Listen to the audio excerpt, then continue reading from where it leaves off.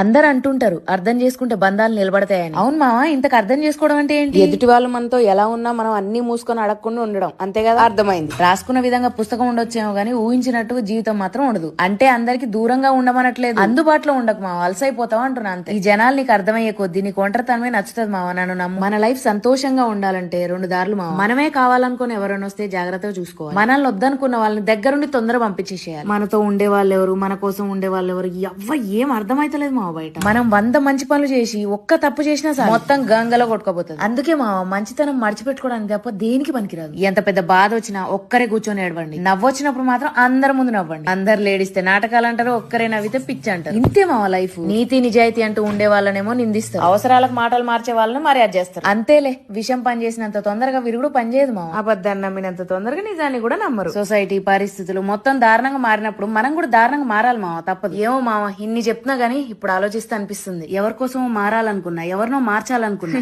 అవేం జరగలేదు, నేనే మారిపోయా. లైఫ్ లో ఒంటరిగా ఉండడం కష్టమే, కానీ ఆ ఒంటరితనమే మనకు చాలా నేర్పిస్తుంది. ఏ ఆలోచన వల్ల మనం ఎక్కువ బాధపడతాం, అదే మన లైఫ్ చేంజ్ అవడానికి మస్తు ప్లస్ అయితే. ఇంకేంటి మరి, ఉంటానైతే. అందరు అంటుంటారు Download ShareChat.